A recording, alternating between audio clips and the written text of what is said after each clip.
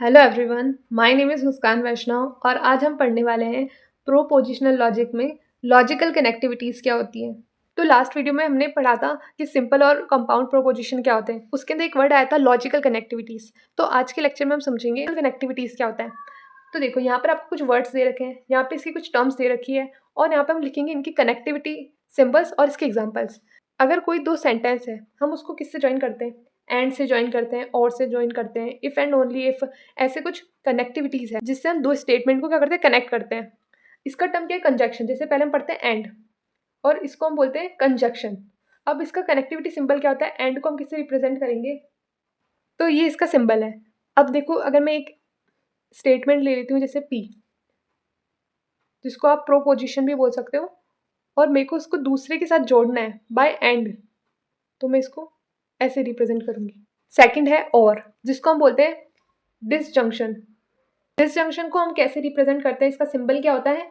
ये इसका सिंबल होता है। अब अगर हम इसको कनेक्ट करेंगे तो इसको हम ऐसे लिखेंगे। ये इसका एग्जाम्पल हो गया। सेकंड है इम्प्लाइज इफ देन। अब जैसे कोई स्टेटमेंट है, जैसे कि मैं आपको इसका एक एग्जाम्पल बताती हूँ। If a number is even then it is divisible by 2। अगर कोई नंबर, अगर वो नंबर इवन होगा तभी वो डिविजिबल बाय 2 होगा। तो हम इसे ऐसे समझ सकते हैं, वो क्या होगा? कंडीशनल। इसकी टर्म क्या होगी? कंडीशनल। और हम इसको कैसे, इसकी कनेक्टिविटी सिंबल क्या होगा? और ये P है हो गया, और ये Q। नेक्स्ट है इफ एंड ओनली इफ। अब इसके अंदर हम कैसे ले सकते हैं एग्जाम्पल से? जैसे कि अ नंबर इज इवन, एक नंबर इवन होगा if and only if it is divisible by 2। तो ये ठीक है ना, एक नंबर इवन जब ही होगा तब वो डिविजिबल बाय 2 होगा। तो ये क्या, बाई कंडीशनल हो गई। ये वाला कंडीशनल था, इसके अंदर क्या हो गया? By conditional. तो हम इसको कैसे रिप्रेजेंट करेंगे? ऐसे। ये इसका सिंबल हो गया और ये इसका एग्जाम्पल हो गया। नेक्स्ट है नोट, जिसको हम बोल सकते हैं नेगेशन। इसको हम कैसे रिप्रेजेंट करेंगे? ऐसे। ये इसका सिंबल हो गया और ये इसका एग्जाम्पल हो गया। नेक्स्ट है इक्विवेलेंट, उसको हम इक्विवेलेंट ही पढ़ेंगे। और सिंबल कैसा होगा? ये। और इसको हम, एग्जाम्पल क्या है इसका? हम इसको ऐसे लिख सकते हैं। अभी मैंने आपको इन सबसे रिलेटेड बहुत बेसिक चीज़ें बताई है और शॉर्ट में इसको समझा है, बट हम इसको आगे वाले पार्ट में इन सबको हम समझेंगे, हर एक एक चीज़ को अच्छे से समझेंगे। तो अब हम पढ़ेंगे बेसिक लॉजिकल ऑपरेशन। इसके अंदर मैं आपको डिटेल में बताऊंगी सारे हमारी जो लॉजिकल कनेक्टिविटीज़ है उसको। तो पहला आता है कंजंक्शन। इसके अंदर अब मैंने आपको बताया था, इसमें मैंने पी क्यू लिया था, इसमें मैंने पी क्यू लिया था, बट हम इधर ए बी से मैंने इसको रिप्रेजेंट कर दिया है। तो अब हम इसको कैसे लेंगे? तो मैंने यहाँ पर ए और बी लिया है। अब ए और बी क्या है? एक प्रोपोजिशन है। Proposition is a declarative sentence. ये एक सेंटेंस है जो कि या ट्रू हो सकते हैं या फिर फॉल्स हो सकते हैं। तो ये एक ए हो गया, बी हो गया। तो मैंने यहाँ पर दो चीज़ें ली और उसके पेयर्स बनाए। या तो फिर ये दोनों ट्रू हो सकते हैं, या फिर एक बार ए ट्रू हो सकता है, बी फॉल्स हो सकता है, एक बार बी ए फॉल्स हो सकता है और बी ट्रू हो सकता है, और एक बार दोनों फॉल्स हो सकते हैं। तो अगर हम इसका कंजंक्शन करेंगे, तो हम इसका कंजंक्शन करेंगे। ये इसका क्या हो गया? सिंबल हो गया, कनेक्टिविटी। कनेक्टिविटी सिंबल हो गया। अगर अगर आप कंजंक्शन कर रहे हो मतलब एंड, इसको हम एंड भी बोल सकते हैं। अब एंड क्या है? जैसे कि मैं दो स्टेटमेंट लेती हूँ, जैसे ए और बी। तो मैंने ए क्या ले लिया इधर? मैंने ए को ले लिया कि रोज़ का जो कलर होता है वो क्या होता है? रेड। एंड मैंने ले लिया, एंड मैंने बीच में लगा दिया और मैंने बोला कि जैसे 2 इज़ डिविजिबल बाय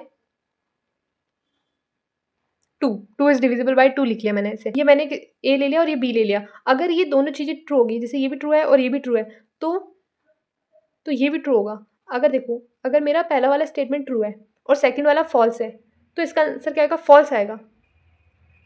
अगर मेरे पास ए फॉल्स है और बी ट्रू है, तो भी इसका आंसर फॉल्स ही आएगा। और अगर दोनों फॉल्स है तो फॉल्स आएगा। तो कंजंक्शन में हमने क्या पढ़ा कि अगर दोनों स्टेटमेंट ट्रू होंगे तो ही उनका ए कंजंक्शन बी क्या होगा? ट्रू होगा। और अगर दोनों में से एक भी फॉल्स हुआ या फिर दोनों फॉल्स हुए तो हमारा आंसर फॉल्स ही आएगा। ये मैंने ट्रुथ टेबल की फॉर्मेट में आपको समझाया है। नेक्स्ट है डिसजंक्शन। डिसजंक्शन में क्या होगा? अगर आपके दोनों स्टेटमेंट से अगर कोई एक भी स्टेटमेंट ट्रू है तो आपका आंसर ट्रू आ जाएगा। जैसे मैंने इसमें ट्रुथ टेबल से इसको एक्सप्लेन करा, वैसे हम इसमें करेंगे। मैंने आपको समझाया था कि दोनों में से अगर एक भी ट्रू होगा तो आंसर ट्रू आएगा। तो ये दोनों ट्रू है तो इसका आंसर ट्रू आ जाएगा। जैसे कि रोज़ रेड, मैंने ये ले लिया, जैसे मैंने रोज़ का कलर ले लिया येलो, और एक स्टेटमेंट है 2 इज़ डिविजिबल बाय 2, तो ये वाला स्टेटमेंट क्या हो गया? फ़ॉल्स हो गया, और ये वाला स्टेटमेंट ट्रू हो गया। बट अगर इन दोनों में से एक भी चीज़ ट्रू है, तो मेरा जो आंसर होगा वो ट्रू ही आएगा। तो इसके अंदर देखो, जो ए स्टेटमेंट है वो ट्रू है और ये फ़ॉल्स है, तो इसका आंसर आएगा ट्रू। इसमें ट्रू, और अगर दोनों फ़ॉल्स है तो आंसर आएगा फ़ॉल्स। नेक्स्ट लॉजिकल ऑपरेशन है नेगेशन। नेगेशन में क्या होता है, अगर आपका कोई प्रोपोज़िशन है, अगर वो ट्रू होगा, अगर वो ट्रू है तो उसको हम फ़ॉल्स बना देंगे, और अगर वो फ़ॉल्स है तो हम इसको ट्रू बना देंगे। जैसे कि मैं एक एग्जांपल देती हूँ कि मैं ऐसे लेती हूँ, Delhi is a capital of India. जो भी आपको प्रोपोज़िशन दे रखा है, नेगोशिएशन में मैंने क्या बोला था, अगर जो भी आपको प्रोपोज़िशन दे रखा है उसको उल्टा कर दो, नॉट, तो इसका क्या हो जाएगा, Delhi is a Delhi is not a capital of India. और फॉल्स में हम क्या ले सकते हैं, 3 इज़ डिविजिबल बाय 2, तो ये स्टेटमेंट मेरी फॉल्स हो जाएगी। बट इसको मेरे को उल्टा करना है, नॉट करना है, तो 3 इज़ नॉट डिविजिबल बाय 2, तो हम इसको ऐसे समझ सकते हैं। नेक्स्ट लॉजिकल ऑपरेशन है इम्प्लीकेशन। ये कंडीशनल है, इसमें मैंने ट्रू वैल्यूज़ लिख ली है ए और बी की। अब इसके अंदर ये किसका सिंबल हो गया, कंडीशनल का, ए कंडीशनल बी। अब जैसे कि मैं एग्जांपल लेती हूँ, अगर ए भी ट्रू है और बी भी ट्रू है, जैसे कि if a number is even, अगर कोई नंबर इवन है, जैसे कि अगर ट्रू है, if a number is even, जैसे कि 4, then it is divisible by 2, और 4 2 से डिविजिबल भी है, तो ये क्या हो गया, ए कंडीशनल बी क्या हो गया, ट्रू हो गया। अगर मैं लेती हूँ, फिर मैं लेती हूँ ट्रू और false. If a number is even, जैसे कि मैंने ट्रू ले लिया, ट्रू मतलब मैंने 4 ले लिया, 4 एक इवन नंबर है, तो ये वाली स्टेटमेंट क्या होगी, ट्रू हो गई। Then it is divisible by 3, अब क्या 4 3 से डिविजिबल होगा, फॉल्स, मतलब नहीं होगा। थर्ड क्या है, if a number is odd, इसके अंदर ए क्या है आपकी, इसमें ए स्टेटमेंट क्या है, फॉल्स है। If a number is odd, तो मतलब इसको मेरे को फॉल्स लेना है। जैसे मैंने 4 ले लिया, जैसे मैंने इसके अंदर 4 ले लिया, अब 4 तो एक ऑड नंबर नहीं है। अब मैंने 4 क्यों लिया, क्योंकि मेरे को जो ये पहले वाली स्टेटमेंट है उसको मेरे को क्या करना था, फॉल्स करना था, इसलिए मैंने क्या कर दिया, 4 ले लिया। If a number is odd, तो मतलब फॉल्स लेना था, तो मैंने 4 ले लिया, तो 4 तो एक ऑड नंबर नहीं है। Then it is divisible by 2, अब 4 क्या है, 2 से डिविजिबल है, 2 आ जाएगा इसका आंसर। फिर फॉल्स और फॉल्स, इसमें क्या लिख रहा है, if a number is odd then it is divisible by 3। मेरे को ये दोनों कंडीशन में फॉल्स लेना है, एफ और एफ। जैसे कि ऑड, मैंने इवन नंबर ले लिया, 4 ही ले लिया वापस से, तो ये वाला क्या हो गया, फॉल्स हो गया। If a number is odd, इसमें बोला था ऑड लेना था, पर मैंने इवन ले लिया, तो ये फॉल्स हो गया। तो 4 then it is divisible by 3, तो क्या 4 3 से डिविजिबल होगा, नहीं, तो ये भी फॉल्स हो गया। तो ये स्टेटमेंट इधर क्या हो जाएगी, मतलब ए कंडीशनल बी क्या हो जाएगा, ट्रू। तो जब भी हम कंडीशनल या फिर इम्प्लीकेशन का यूज़ करते हैं, तो फॉल्स कब आएगा, जब हमारा ए ट्रू होगा और बी फॉल्स होगा, उसी कंडीशन में ए कंडीशनल बी फॉल्स होगा। बाकी जो भी कंडीशंस होगी उसके अंदर हमारा आंसर ट्रू ही होगा। अब नेक्स्ट ऑपरेशन क्या है, इफ एंड ओनली इफ, इसको हम बाई कंडीशनल भी बोल सकते हैं। एक एग्जांपल लेती हूँ जिसके अंदर लिखा है अ number is even if and only if it is divisible by 2। एक नंबर जब ही इवन होगा तब वो 2 से डिविजिबल होगा।